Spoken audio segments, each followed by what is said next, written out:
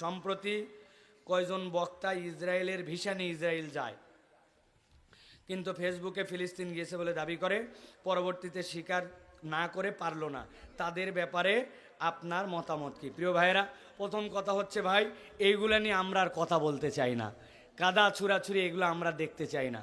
যেইখানে ফিলিস্তিনে আমাদের ভাইয়েরা বাংলাদেশ থেকে আপনাদের কাছে যদি আমরা বলি, ভাই ফিলিস্তিনের গাজাতে আমরা সহযোগিতা করতে চাই, আপনার 1 টাকা থাকলেও আপনি লাভ দিয়ে দেওয়ার জন্য রেডি হবেন, হবেন না ভাই?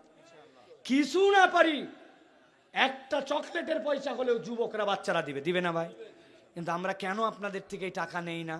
এত বন্যার কাজ করলাম, এত ত্রাণের কাজ করলাম, 1-150 কোটি টাকা বাংলাদেশের মানুষ দিল, আমরা পাগল হয়ে গেলাম, কিন্তু আমরা তো ফিলিস্তিনের জন্য টাকা নেই না কেন?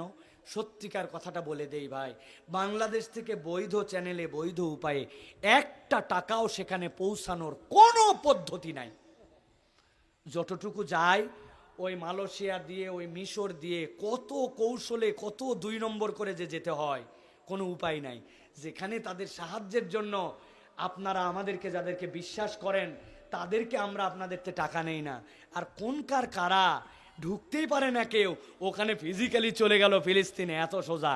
ইসরায়েলের ভিসা না নেয়া ফিলিস্তিনে যাওয়া যায় না। আর আমরা বলবো, এই জায়নবাদীদের ভিসা যাদের পাসপোর্টের মধ্যে আছে, যারা কৌশলে মুসলমানদেরকে প্রতারণা করার জন্য এখানে গেছে, এরা মুসলমানদের বন্ধু হতে পারে না, এদের ভিন্ন কোনো এজেন্ডা থাকতে পারে, ঠিক কিনা? ধোঁকা দেওয়ার একটা স্বাভাবিকতা থাকে। যখন সারা পৃথিবী দেখতেছে, মেরে ধুলিস্যাৎ করে দিচ্ছে, আপনি কেলায় হাসি দিয়া ফেসবুকে পোস্ট দিচ্ছেন। আরে হাসি দেওয়ারও জায়গা লাগে। আল্লাহ আপনাদেরকে বোঝার তৌফিক দান করুক।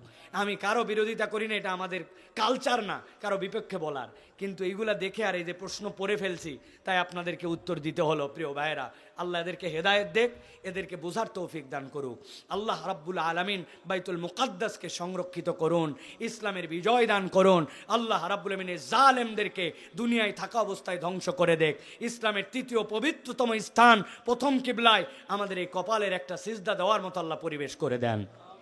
সাম্প্রতিক নারী বিষয়ক কমিটির প্রস্তাবে যৌন কর্মীদের শ্রমিক হিসাবে স্বীকৃতি দেওয়ার কথা বলা হয়েছে। বিষয়টি নৈতিক, সামাজিক মূল্যবোধ এবং নৈতিক ধর্মীয় দৃষ্টিকোণ থেকে কতটা গ্রহণযোগ্য বলে মনে করেন? আপনি কি এই প্রস্তাবের বিষয়ে কিছু বলবেন কিনা? প্রিয় ভাইয়েরা, আমরা সাম্প্রতিক সময়ে দেখেছি নারী বিষয়ক একটা সংস্কার কমিটি, যারা নিজেরাই নারী হিসাবে আসলে উপযুক্ত কিনা এটাও একটা পরীক্ষা করার বিষয়। কেননা তারা যে সকল সংস্কারের নামে প্রস্তাবনা দিয়েছেন, এইগুলো একটাও